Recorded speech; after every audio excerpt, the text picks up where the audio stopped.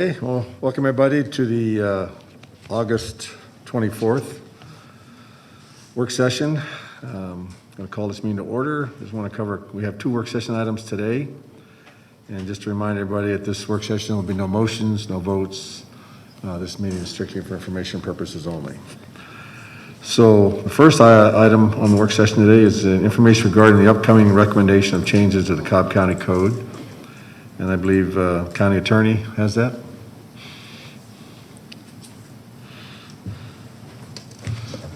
Yes, sir. Good morning, Commissioners. Bill Rowland, County Attorney. I'm here before you to talk about a 2020 code amendments that we have asked to review and to insert into this year at this point in time. They were lawfully advertised and publicly available since July 31st. They were advertised on July 31st, August 7th, and also August 14th. They had to do with Chapter 6 and Chapter 134, but mainly they have to do with Chapter 78 regarding business licenses. And the nomenclature or change of definitions in Chapter 134 is the only component of that, and then a little bit different definitions also regarding alcohol licenses. We have associated Scott Berthold, who is here today, and he'd walk you through the proposed changes for Chapter 78. If I can have him come forward and go through that with you.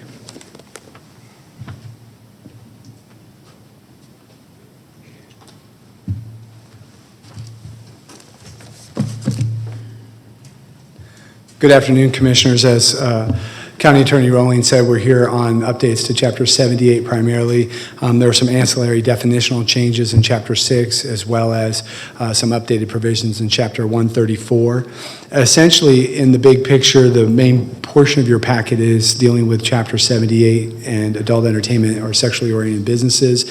This is a repeal and replace. It's been many, many years since those provisions in the Cobb County Code were addressed. This is a comprehensive update, and I think it's been more than a decade since those were looked at or adjusted. And so we've brought the definitions in the code up to state-of-the-art definitions and current regulations.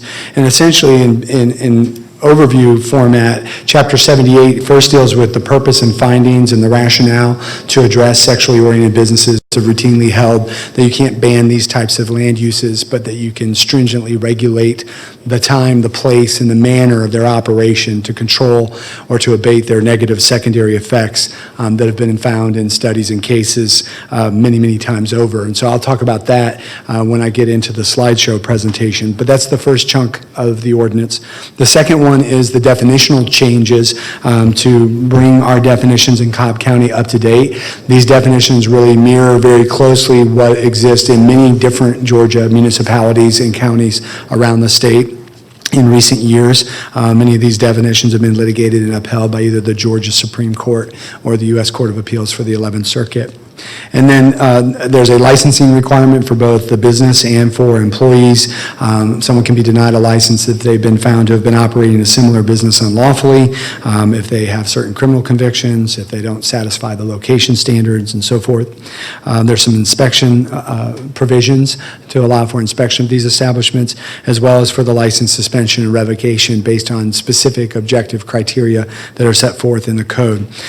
If there's a challenge to any administrative or staff level decision, that would go before an independent hearing officer, which is an attorney not otherwise employed by the county but licensed in the state of Georgia, and then any challenge from that would go by certiorari to Superior Court. We've also updated the hours of operation restrictions along with some interior configuration requirements, how the building inside has to be laid out to prevent some of the negative secondary effects that have been documented in and around these types of establishment. There's also a pretty extensive section on prohibited conduct. Alcohol is prohibited on the premises of these types of establishments.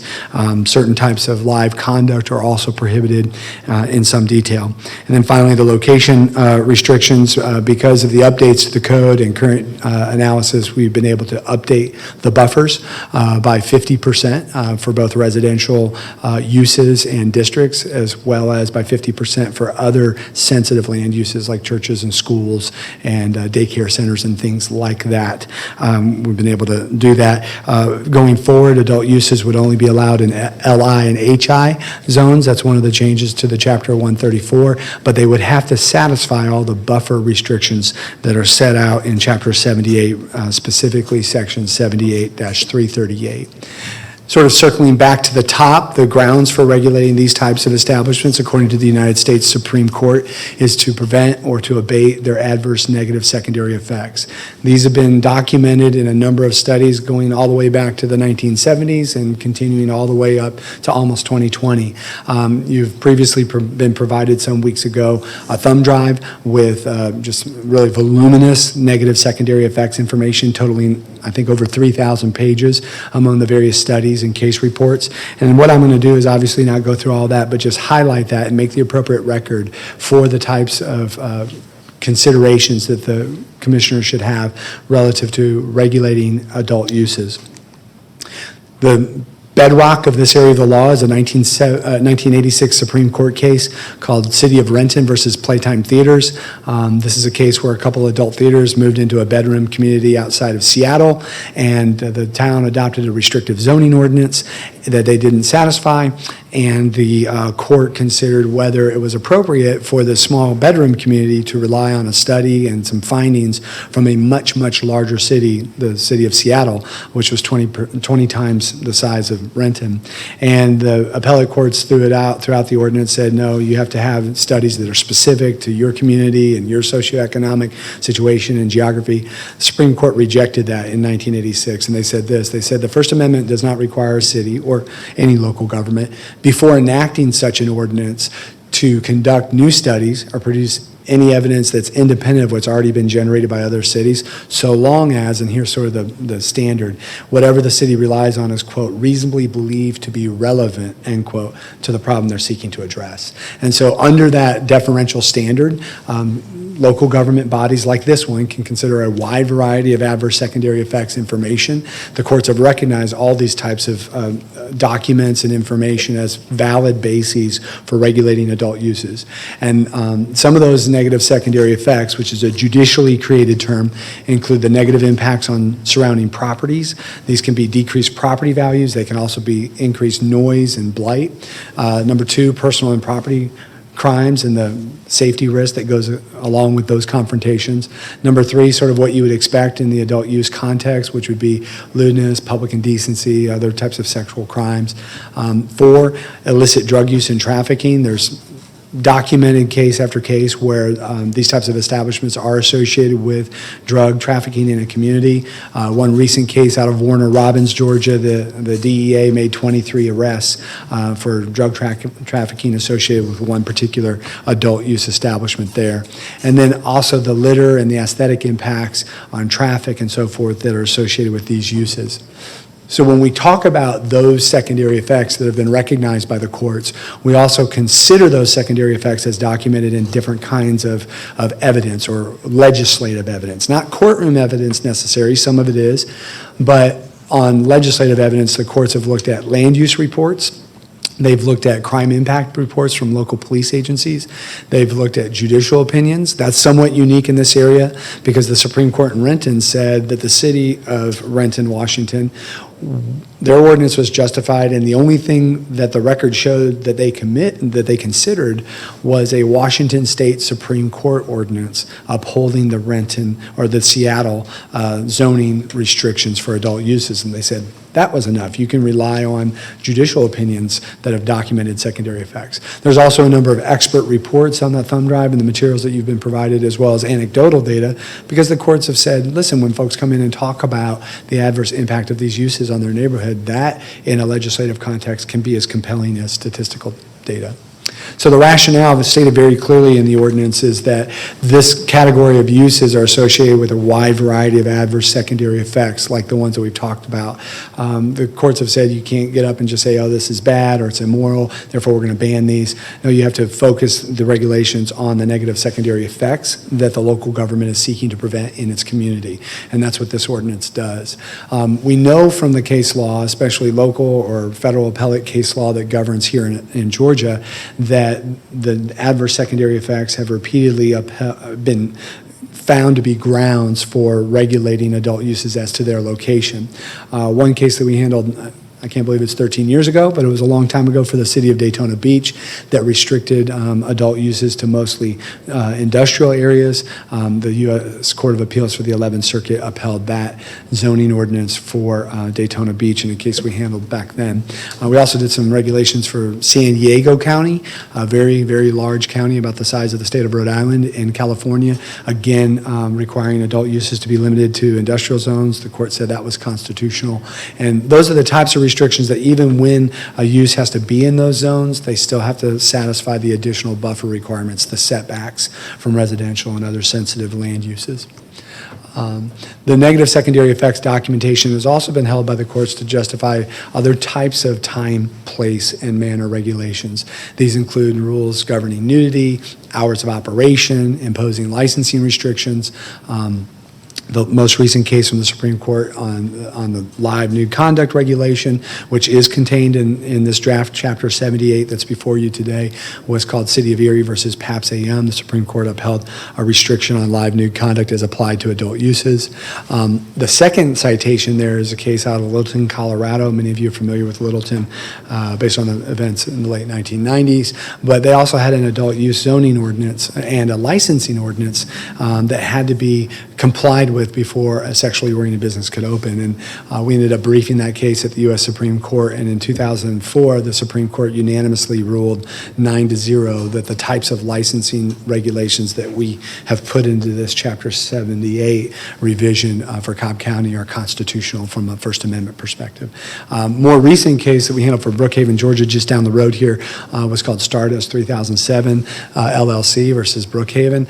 They upheld licensing and location regulations for retail-only sexual device shops, noting a history of these types of businesses manipulating their inventory in order to avoid regulation under the adult use moniker. More recently, also that same year, the Supreme Court of Georgia upheld the Sandy Springs restrictions that we worked on and defended for the city of Sandy Springs. But Manatee County, Florida, and Doraville, Georgia, many of the regulations that we're looking at as far as conduct, hours of operation, have been upheld in these recent cases. Several of the cases out there deal with the adverse secondary effects that are particular to retail adult sex shops or adult retail stores. And one of them, some of the materials from this case are included in your secondary effects documentation. It's a case called Worldwide Video of Washington versus City of Spokane. One of the earlier cases dealing with the adverse impacts and saying, hey, these retail sex shops also have adverse impacts, not unlike the other types of adult uses like peep show booth operations and adult theaters and live conduct places. Following that Worldwide Video case was a case that we handled for Knox County, Tennessee, where Knoxville is, that upheld the secondary effects basis for regulating retail stores that are sexually oriented in nature. And then more recently, Indianapolis dealt with a retail sex shop called Hustler Hollywood that sought to open up, and they claimed that they were not an adult store, but the court said, no, we uphold the city's decision classifying you as such and uphold their zoning ordinance that restricts you from being in the location where you sought to open. Unlike live nude dancing and the spread of media and DVDs and the sale of videos or books, sexual devices have been recognized as not protected by the First Amendment from U.S. Supreme Court and federal appellate case authority. So that's an interesting note about one category of adult use. Not all adult uses are protected by the same First Amendment standards in the same way because they're engaged in different things, and the courts have recognized certain things are not inherently expressive. Some of the court-approved secondary effects evidence that's in your packets today are from Tucson, Arizona, large cities like New York, smaller cities like Garden Grove, California, but they all sort of have a common denominator, a thread that runs so true, if you will, and that is that in various times and various places, Local governments have documented the adverse secondary effects of adult uses, and courts have said that these secondary effects are a sound basis to regulate and restrict their operations while allowing them to operate somewhere within the community. One of the more recent studies was for Jackson County, Missouri. That's where Kansas City is, and Dr. Richard McCleary did an expert report documenting the adverse secondary effects of adult uses as a whole, but also including retail stores that find themselves within the scope of those definitions.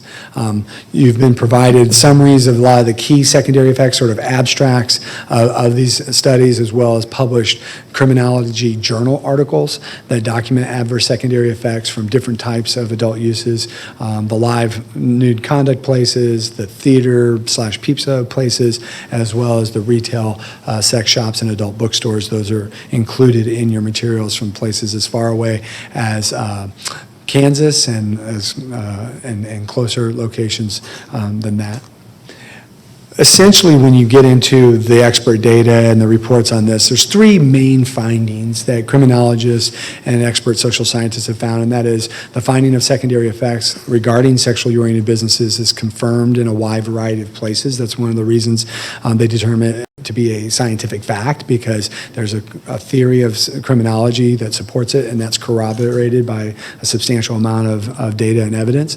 Number two, a lot of times plaintiffs will challenge some of these studies as being flawed. They'll rely solely on police calls for service. That was the case in the Daytona Grand case that we handled years back, and they said, look, lo and behold, there are less calls at this strip club plaintiff establishment that there are at the biker bar down the road. But what the data showed is that a lot of the crimes, the vice crimes, specifically drug activity, prostitution, and the like, are not the types of crimes that result in a 911 call. Those are discovered in other means of law enforcement, like undercover sting operations and so on and so forth. So the 11th Circuit actually held that that's a flawed basis to try to de-justify a legislative body's regulation of adult uses. And then number three, like I've mentioned before, all subclasses of sexually oriented businesses, including the retail-only stores, do have adverse secondary effects that justify regulation.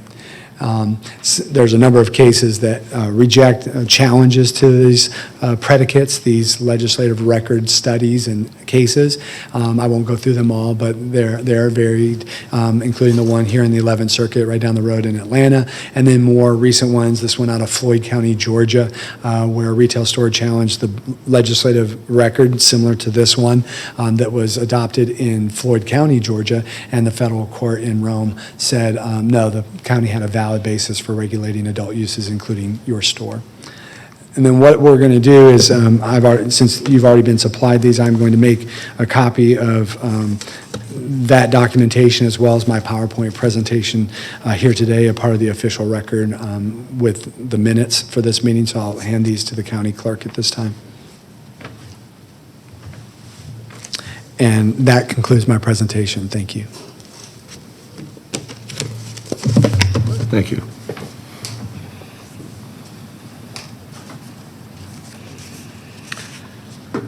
Any other further presentations on this, Mr. Rowling? No, sir. Okay, Mr. Chairman, sure. and I talked to you and all the commissioners beforehand, and working with Jessica and Bill, I would like to ask staff to add to the definition of nightclub, which is in Chapter 6, the sentence, and further provided that a nightclub located in certain mixed-use developments identified in Section 6-133 is excluded from the requirement of maintaining a kitchen. So I know that that will not be read tomorrow night, but Bill, when we come out with round 2 or whatever you want to call it, if you'll put that in there, please. Okay, the next presentation is on the COVID-19 response plan.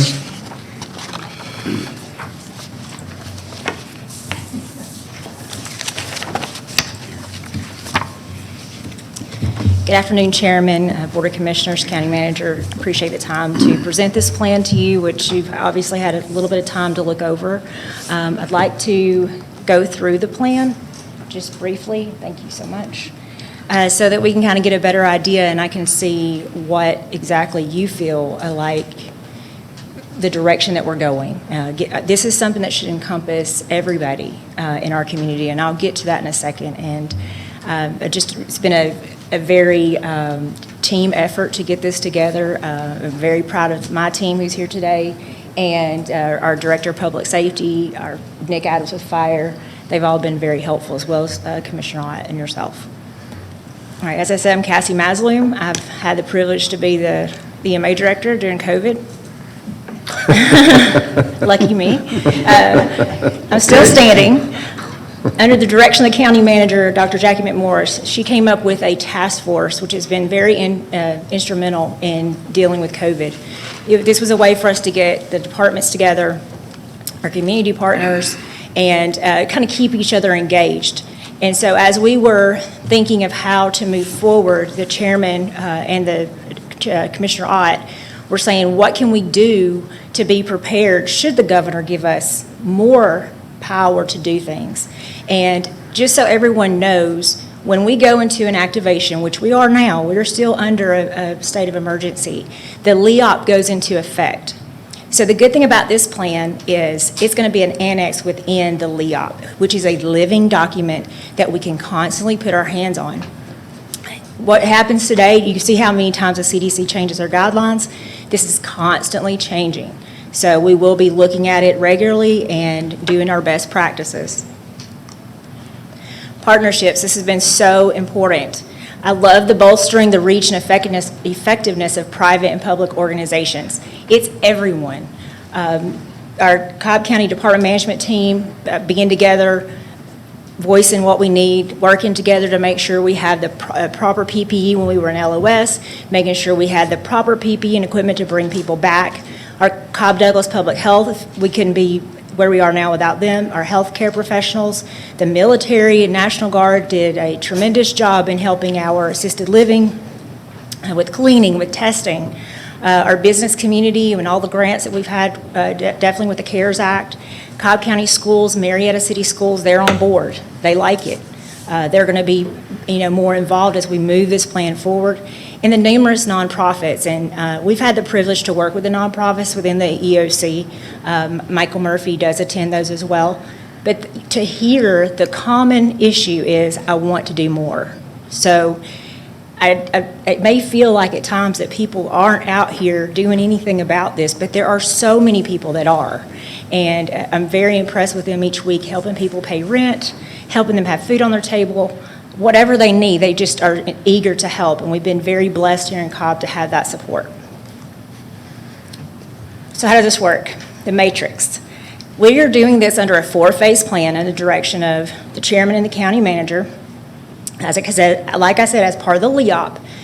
So we'll use these 4 phases to determine what our restrictions are, the social interactions, and your congregate settings. So let me break this down for you. So our first phase is the bad. Stay home. We shelter in place, minimal contact only with those that's in your home, and we have reached that point where we've got to just put the brakes on the whole thing. Level 2 is that orange phase, meaning that there's still a lot of transmission going on. We're close to a serious problem. Contact tracing is getting harder. And at this level, you should still minimize contact with others and avoiding a lot of gatherings. Level 3, I would say this is where we are now. We're staying vigilant. It's moderate. We have a lot of testing. We are still being able to do the contact tracing as well. And our residents are remaining vigilant. When you go out into the public and you go into a store, people are doing very good about checking temperatures, making sure there are masks. That's what we mean by staying vigilant. And green, which is where we hope to be.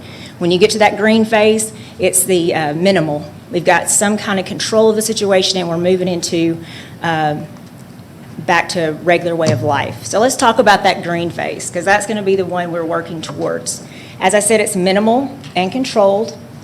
There's likely a vaccine available, or treatment of some kind. We're not there yet.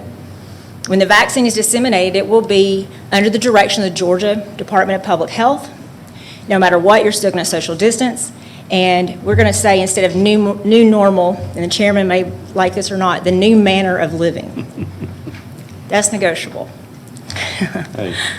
So new normal, that's what most people hear, but we here in Cobb, we're trying to think of something more friendly, more all-inclusive, new way of life, new manner of living. So what do I mean when I say vaccination? Things just don't happen. We're planning all the time. We have a point of distribution plan.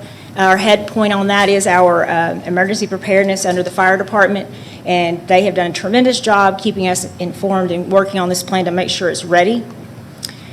So there's a process for distribution, as you can see on this chart.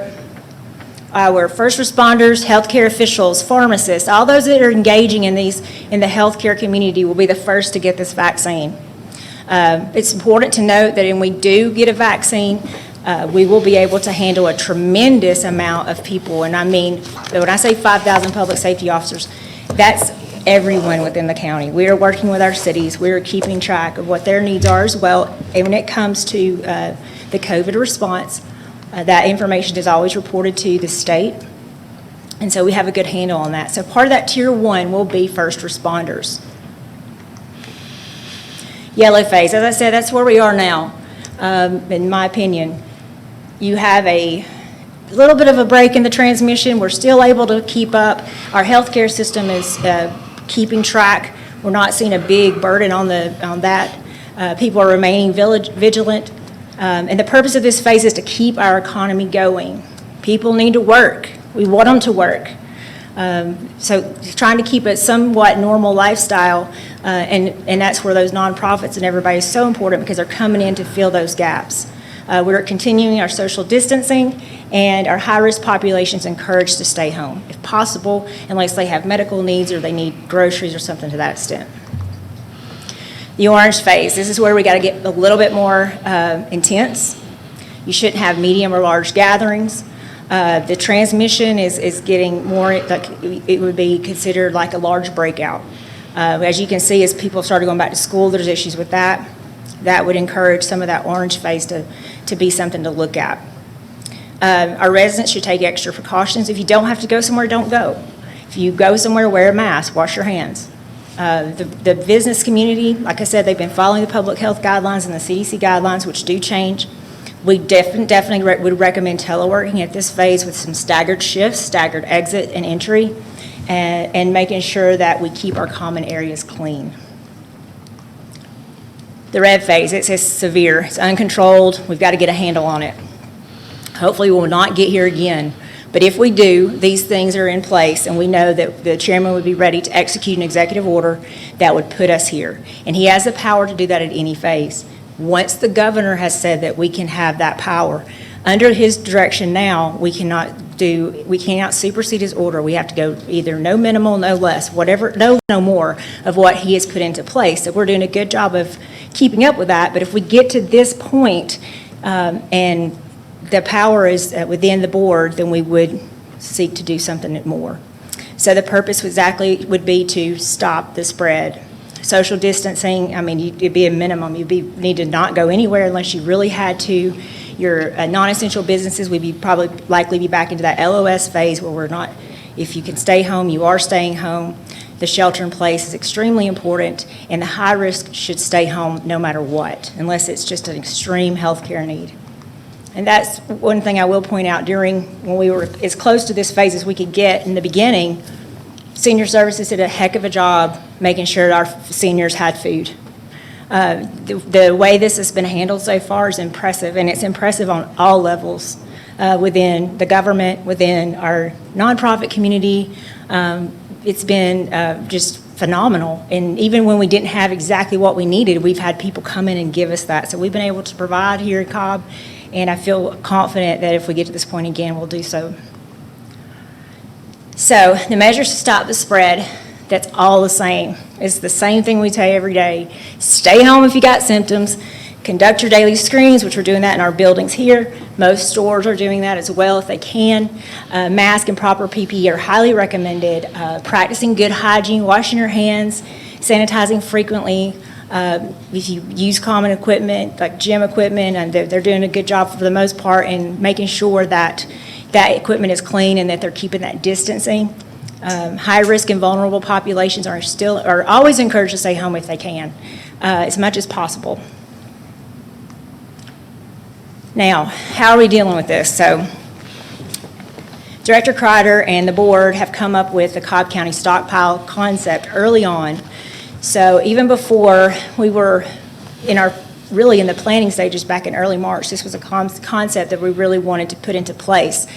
We struggled at the beginning to get PPE. We all did. You're all fighting for the same pool of equipment, mask. It was hard. So this stockpile concept will remedy that. We are confident in what we have in place here now. We do have enough N95s in place should we have another breakout. I feel confident in the amount of hand sanitizer that we have. We are doing well with our surgical masks if we had to give them out. So that's the kind of thing this is going to take care of. We don't want to be dependent on other people. So the county, the citizens, the departments, they should all be confident, and that's what this stockpile is intended to do. So this is located at our Cobb Fire Annex, south of Austell Road. The resources, I just said, are limited nationwide, so they've been difficult. We're all fighting for the same pool of stuff. As a CARES Act project, the Cobb dedicated to finding the supplies and equipment needed to protect first responders and the citizens of Cobb County. So those supplies are to be there, ready to go. And what is that? It's the N95s. That's your main thing. It's gloves for first responders. It's the hand sanitizer to keep them safe. The rest of the equipment we also have to stop the spread goes into the operational stockpile.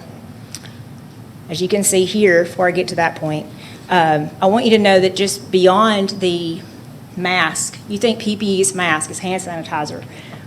We also have to have other things that help us respond. So in thinking outside the box, what would those things be? Let's say we have to set up some kind of lodging, or there's citizens displaced for whatever reason. Maybe an apartment complex has some kind of breakout. It's endless what it could be. We have cots and linens, hygiene kits. We have tents that have air conditioning units within them. We have light towers, all that on order that will be readily available to us, and some of that equipment's already here. If we have to contain an area, there's plenty of barricades that we've looked at, ways to get them there, so that we can block the area and give it the most safe security as possible. This is the annex, and this is when we were coming out of LOS. So when the county was at limited operations, each department was tasked to have certain things in place in order to bring those employees back safely. And these are practices that everyone was doing, and in all businesses, but this is how we handled it here in Cobb. These boxes that you see here are full of the amount of PPE that they needed based on how many employees they have. We have wristbands that show that they have had their temperatures checked. That's what I'm calling operational PPE, and that's going to lead into right here. So the operational PPE are the things we use daily, and we use a lot. These are the things that keep us safe. You need hand sanitizer. You need those wipes that, if I could get back to these wipes right here, this stack is finally dwindling down to like nothing. We had a school that were kind enough to donate those to us in the beginning, and it was great because we couldn't find any. We've been able to locate some now, so those things are just so valuable. But that's what I call daily, and our team, they're constantly keeping up and making sure that the people in Cobb have what they need. Those touchless thermometers, they were very difficult to find in the beginning. We actually got some, you couldn't program them because they were in a different language. So we've dealt with all kinds of things like that. And the stickers for the public that we give the public that say that they're okay to be in the building. So how do you deal with that? We've come up with a concept called Cobb Crisis Coordinators. So every department within Cobb County has 1 to 2 folks that are designated to keep track of their departments. Now the brilliant thing about this is that when we get out of COVID, they're still needed. We have continuity operation planning. The LEOP has to stay updated. We're going to keep updating our pandemic. We've got to do an after action. These folks should be leaders. They are leaders, and they are here to help us serve the community and keep the government running the way it should. That person within your department should know what you need and how you operate, and that helps us get some kind of burn rate, which is what we've been trying to find out, like how much is each department using. Of course, some of your departments are going to use more than others. So this was created, Sydney Melton on my team back here. She's done an excellent job of creating a way of managing this. They meet out at the annex twice a week, and that's how they get their PPE. And of course, if you get in a mess, we're going to help you no matter what. Now, how do you track this? WebEOC is a software we've had since I've been in EMA. It's over 10 years old, but it's always evolving, and we've been able to build some boards that will help us track what these crisis coordinators are using, and that's how you get to establish that burn rate. So as you can see here, this is just a mock-up. It says what's been used, what's been requested, how much we distributed, and how much is on hand. So that's being a good steward of the funding that we've been given, and also telling us what we need to order if we're getting low on something else. So where do we go from here? It's up to, it's endless. We're definitely going to do a detailed inventory and expenses for the Cobb County stockpile. The goal is for us to be able to tell you, here's in each phase what we needed, and a concept of that. What we need, what we have ordered, what we're going to do going forward. We'd like to include draft executive orders. The one that the chairman did early in March and April will definitely be one that goes into that place. Contact information for all our partners. There's so many, and to gather that will be definitely a plus. An annex that incorporates school system needs. I was on the phone with Grant Rivera and Chris Ragsdale, who wholeheartedly support the plan. They had a chance to review it, and we'll be working with them. If they want to incorporate an annex within it, we'll go for it. Operational impacts to Cobb County government. Like I said, LOS, what's going to trigger that? All of those things are kind of laid out in that plan. And of course, an after action. We were hoping to be in that phase. We're not there. We will get there. So that will also be an annex that's attached to the pandemic plan and this COVID response plan and the LEOP. So that's pretty much it. Do y'all have any questions? I do. Okay. Sure, Commissioner Cupid. Thank you. Are there any metrics that need to be met to determine which one of those colored phases that you're in? The metrics? And what are you using to determine which one of It'll those go colored back phases? to, okay, it'll go back to how the public health is handling. So when the testing, when we're getting so many numbers, that we're seeing a stress on the healthcare system, resources, that will indicate the level that we go to. So number of beds available? Beds or available, we keep up with all of ventilators that. Yes, available? ma'am. That's the bar or the Right. metric? Okay. Thank you. Commissioner Cupid, one of the other things that we did was we reached out to Dr. Mimarka and Lisa Crossman, and when you talk about metrics in there, we asked them to define for us what they would perceive as the metrics that should be used to indicate that you move from one level to the next. And we're in constant contact with them. So if we have a pretty good idea moving forward, like what we're headed for. So I always say we're like 10 days ahead or two days ahead, or what, you're always thinking further so that we're prepared for the unknown. I mean, it's hurricane season too.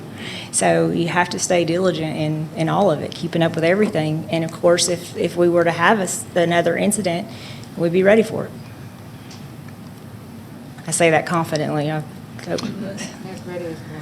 set myself up. Any other questions? Commissioner Burrow. Yeah, Cassie, Yes, ma'am. good to see you. You too. I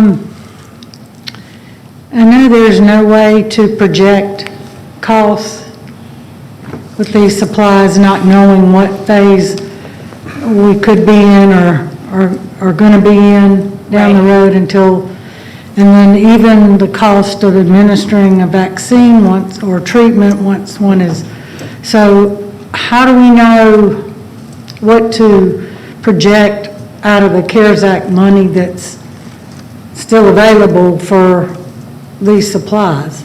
Well, the stockpile has already been decided, so we will not exceed those numbers. So we came to you with an estimate early on. So as far as the equipment and the needs of the stockpile, that money's been allocated. As far as what it's going to cost to get the vaccine, I have no idea. For instance, if we do something on testing, that's about $100 a test. So those kind of numbers we can play with, and if you think about it, when we do consider some of that nature, it'd probably about 20 a week. The EOC does have that call center where the employees are calling in, and we're averaging about that now. So those are really the only extended costs I can see. Randy, do you have Well, any? one of the other things too, Commissioner Burrow, that we did, if you remember when we gave money to Cobb Douglas Public Health, there was money for needles, syringes, and it said on their vaccine, but what they said was, if we didn't have a vaccine by flu season, they could be rolled into the flu shots, and then the money that they get for flu shots could be used to resupply the needles and syringes. So that money's already been incorporated into the money we gave to Cobb Douglas Public Health. Okay.